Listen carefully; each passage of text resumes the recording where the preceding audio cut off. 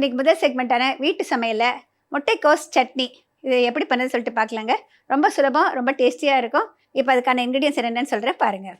முட்டைக்கோஸ் சட்னி செய்ய தேவையான பொருட்கள்: 150 கிராம் முட்டைக்கோஸ், வரமிளகாய் 3, வெந்தயம் 1/4 டீஸ்பூன், சிறிய நெல்லிக்காய் அளவு புளி, 1 வெங்காயம் நீளமாக அரிந்தது, கடுகு 1/4 டீஸ்பூன், பெருங்காயத்தூள் சிறிதளவு, கறிவேப்பிலை விரும்பும் அளவு, உரித்த பூண்டு 2 பல்லு, சீரகம் 1/4 டீஸ்பூன், தேவையான அளவு எண்ணெய், தகுந்த அளவு உப்பு. முட்டைக்கோஸ் சட்னி செய்யறதுக்கு தேவையான பொருட்கள் எல்லாம் பார்த்தாச்சு இல்லைங்களா? இப்போ இது எப்படி பண்ணுன்னு சொல்லிட்டு பார்க்கலாங்க. இதுக்கு நான் யூஸ் பண்ணுறது வெந்தயம். வெந்தயம்னு சொன்ன உடனே எல்லாருக்கும் ஞாபகம் வருது, ஐயோ இது கசக்குமா அப்படின்னு சொல்லிட்டு. அப்படி இல்லைங்க, வெந்தயத்துக்குன்னு சொல்லிட்டு நிறைய குணங்கள் இருக்குது. 6 சுவையும் சேர்ந்தது வெந்தயம். மருந்தாகும் உணவுப் பொருள் வெந்தயம். நம்ம நாட்டில் முன்னோர்கள் இதுக்காக சித்தர்கள் பாடல்களே கொடுத்துருக்காங்க. அதில் பார்த்திங்கன்னா நம்மளுடைய வாதம், பித்தம், கபம் 3 திரிதோஷங்களையும் சமன்படுத்த வல்லது வெந்தயம், சீரகம், அது எல்லாமே இருக்குது. இந்த வெந்தயத்தை ஒரு ஆர்ட்டு. நம்ம ட்ரை ரோஸ்ட் பண்ணுறப்ப ஹை ஃப்ளேமில் அந்த பேன் சூடான பிறகு போட்டுட்டு ரொம்ப ஷார்ட் பீரியடில் வறுத்து எடுத்திங்கனாக்கா வெந்தயம் கசக்காது. குறைச்சி தண்ணியில் வச்சு அதிக நேரம் ரோஸ்ட் பண்ணிங்கனாக்கா கசக்கும். இப்போ இங்கே நான் பேன் வச்சுருக்கேன், வெறும் ட்ரை பேன் தான். இதில் எதுவும் எண்ணெய் எதுவும் சேர்க்கல, நல்லா சூடாகிடுச்சு. இப்போ இதில் வெந்தயம் சேர்த்துக்கிறேன். இப்போ நான் கொஞ்சம் கூடுதலாக போடுறேன். மிக்சியில் ரன் பண்ணிவிட்டு நம்ம வேணால் கொஞ்சம் எடுத்துடலாம். இந்த அளவுக்கு போட்டிருக்கிறேன். எடுத்துகிட்டு 1 டீஸ்பூன் அளவுக்கு போட்டுக்கிறேன். வெந்தயத்தை தனியாக வறுத்து எடுத்துக்கலாம். ரொம்ப ஷார்ட் பீரியட்னுக்கு நம்ம இப்படி கலந்து விடுறப்பயே 1ஓ 2ஓ வெடிக்கும். அந்த மாதிரி வெடிக்கிறப்ப நம்ம வெந்தயத்தை எடுத்துடணும். இந்த ஸ்டேஜில் இதை எடுத்துடலாம்.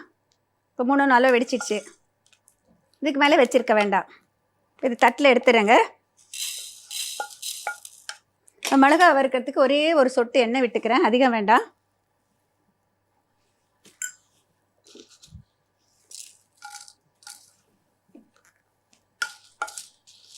மிளகா வறுக்கிறப்ப வீடெல்லாம் நெடி வந்ததுன்னா ஒரு சிட்டிகை உப்பு போட்டு வறுத்திங்கனாக்க உங்களுக்கு நெடி வராது.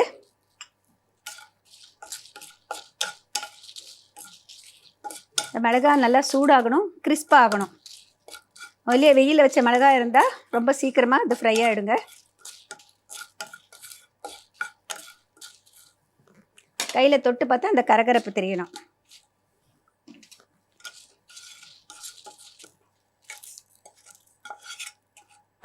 இது கொஞ்சம் ஆறட்டுங்க. நம்ம மிக்சியில் பவுடர் பண்ணதுக்கு முன்னால் இப்போ கொஞ்சம் எண்ணெயில் பூண்டு, வெங்காயம் எல்லாம் வதக்கிக்கலாம். சட்னிங்கிறதுனால ஒரே ஒரு பல்லு பூண்டு இல்லைன்னா 2 பல்லு பூண்டு போட்டால் போகிறேங்க. சின்னதாக இருக்கப்போ 2 போட்டுக்கிறேன்.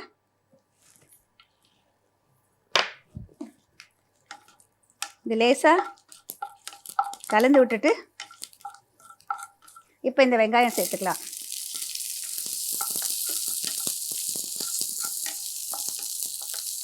வெங்காயம் ஓரளவு வதங்கிய பிறகு கேபேஜ் சேர்த்துக்கலாம். இதை நம்ம சட்னி மாதிரி இட்லி தோசைக்கும் தொட்டுக்கலாங்க. அதே நேரம் சாதத்தை போட்டு கலந்தும் சாப்பிட்லாம். 2 in 1 சட்னின்னு சொல்லலாம், தொகையிலும் சொல்லலாம். இட்லி தோசை அதெல்லாம் செய்கிறப்ப ரெகுலராக தேங்காய் சட்னி பண்ணுவோம், இல்லை வெங்காய சட்னி பண்ணுவோம், தக்காளி சட்னி பண்ணுவோம். நம்ம வீட்டில் இருக்கிற வெஜிடபிள்ஸ் சவுச்சோ வச்சு சட்னி பண்ணலாம், கேரட் வச்சு சட்னி பண்ணலாம், பீட்ரூட் வச்சு சட்னி பண்ணலாம், அதே மாதிரி கேபேஜ் வச்சு சட்னி பண்ணலாம். அது மாதிரி டிஃப்ரெண்ட் வெஜிடபிள்ஸ் சேர்க்குறப்போ வெஜிடபிள்ஸே சாப்பிடாத குழந்தைங்க அதை இன்டைரக்டாக நம்ம சாப்பிட வைக்கிறோம். வெங்காயத்தில் பச்சை வாடை நீங்கணும். இப்போ இந்த வெங்காயம் வதங்கிடுச்சுங்க. இந்த கேபேஜ் சேர்த்துக்கிறேன்.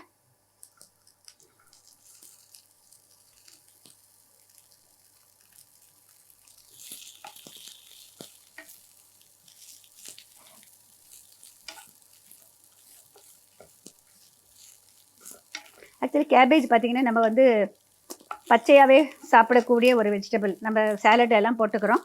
இது நம்ம லேசாக தான் வதக்க போகிறோம். முக்கியமாக அந்த பச்சை வாடை லேசாக நீங்கினா போதுமானது. சட்னிக்கு அதனுடைய முழு பலனும் நம்மளுக்கு கிடைக்கும். இப்போ இதை ஆஃப் பண்ணிடுறேன். அந்த சூட்லேயே கொஞ்ச நேரம் இருந்தால் நம்மளுக்கு போதுமானது. ஓவர் ஃப்ரை பண்ண வேண்டாங்க. முக்கியமாக சத்துக்கள் போயிடுங்கிறதுனால தான் நான் சொல்கிறேன். இதுக்கு புளியை ரொம்ப கொஞ்சமாக நனைய வச்சுருக்கேன். ரொம்ப கொஞ்சமாக மேல் புளி போட்டால் நல்லாயிருக்கும். இப்போ இதை ஆஃப் பண்ணிவிட்டேன்.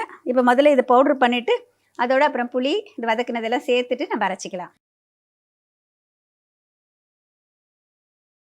இது பாருங்கள், ஒரு மாதிரி கோர்ஸாக பவுடராக இருக்குது. இதோட நம்ம இந்த கேபேஜுக்கு தகுந்த அளவு உப்பு சேர்த்துக்கலாம். புளியை நனைய வச்சுருக்கேன். லேசாக இப்படி மிக்ஸ் பண்ணிவிட்டு இதில் சேர்த்துலாம். இதை வதக்கி வச்சுருக்கிறது வெங்காயம், பூண்டு, முட்டைக்கோஸ் இதையும் சேர்த்துலாம்.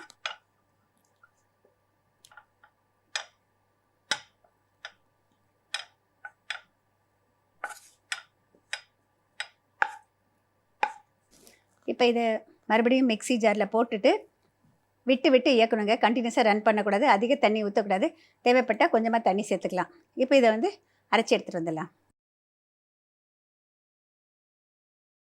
மிக சுவையான வித்தியாசமான கேபேஜ் சட்னி, முட்டைக்கோஸ் சட்னி ரெடி ஆயிடுச்சுங்க. நீங்கள் விருப்பப்பட்டால் ஒரு சின்ன வெள்ளை துண்டு வைக்கலாம். அதாவது வெந்தயம் சேர்க்குற எல்லாத்துக்குமே ஒரு சின்ன வெள்ளை துண்டு போடுறது பழக்கம் எனக்கு. உங்களுக்கு வேணால் நீங்கள் போட்டுக்கலாம். இப்போ இங்கே எண்ணெய் வச்சுருக்கேங்க. தாளிக்கிறதுக்கு கொஞ்சமாக கடுகு சேர்த்துக்கலாம்.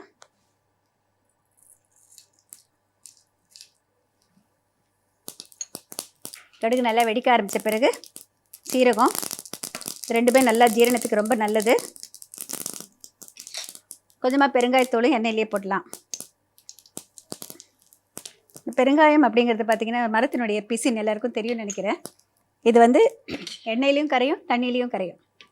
நல்ல மணத்தை கொடுக்கறது, முக்கியமாக நாவில் உமிழ்நீரை சுரக்க செய்யும் பெருங்காயம் சேர்த்த எல்லாமே.